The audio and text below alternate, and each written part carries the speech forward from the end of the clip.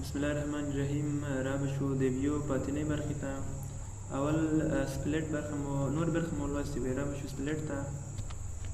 په سپلیټ کې څه کېږي؟ تاسو غواړئ یوه صفحې کې تغیرات راولئ او پورتنۍ برخه یې نوې وي.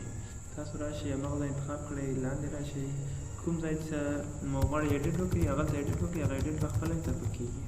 اوس په یوې صفحې کې دوه رقمه سکرولینګ کولی شئ. که غواړئ چې خط مو پاتې شي ریموو سپلیټ ووهئ، خط به مو پاتې شي.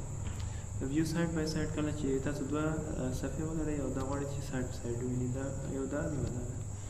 اوس زه چې کله دلته سکرولینګ کوم په دواړو تاثیر کوي. که غواړئ چې دا کار ترسره نه شي دا ځای بند کړئ. اوس دا جلا سکرولینګ کېږي او دا جلا.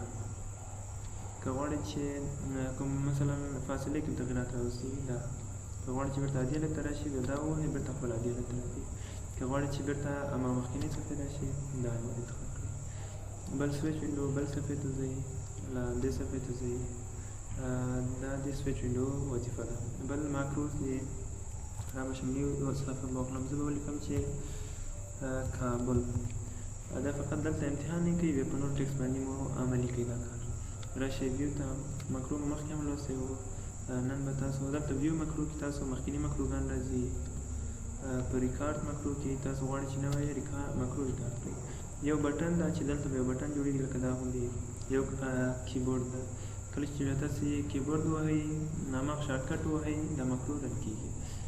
زه به یې شارټکټ ورکړم، مثلا کنټرول او ایچ. اوس کنټرول ایچ ورته اساین شو. زه چې کله کنټرول ایچ وهم دا مکرو به په هماغه باندې کار کوي. اوس مکرو په ریکارډ باندې کېده، دلته سټاپ لیکلي او فال لیکلي. زه راځم دلته هوم ته راځم،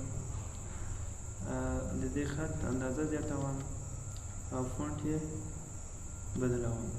بېرته بیا راځم مکرو ته، سټاپ مکرو وهم.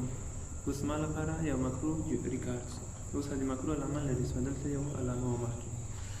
بیا به راشم دلته مساوي، لا به نوې صفحه واخلم، مساوي رنډ. دا به ټول خط به انتخاب کړم، ټول خط به زه دلته انتخاب کړم. بیا به ویو ته راشم. اوس غواړم چې هماغه ډیزاین چې ما مکرو کې ریکارډ کړی و دلته یې عملي کړم. دا مکرو 1 و. په کنټرول ایچ باندې هم دا کار ترسره کولی شئ. کولی شئ چې ایډیټ پکې راولئ. دا مخکې موږ په ویژوال بیسیک کې دا کار کوو، په پاور پوینټ کې. دا وینئ چې دا کوډ ورته جوړ شوی ده. هره مرحله چې اجرا شوي دلته یو کوډ ورته اجرا شوی. تاسو په کوډ باندې هم کولی شئ، په دې طریقې هم کولی شئ. ویو مکرو دا ایډیټ کولی شئ، کریټ کولی شئ، ډیلیټ دا شیان کولی شئ.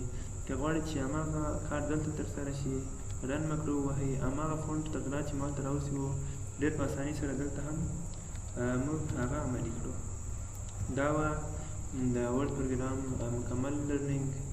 تاسو وګورئ ورډ پروګرام هر ځای کې مو مشکل و په ما ته یې حتما ووایئ. نور فکر نه کوم چې داسې خاصه برخه پکې پاتې شوې وي. ما کوشش وکړه چې انشاءالله ټولې برخې پکې تشریح کړم. نور به څه شی نه وي پاته.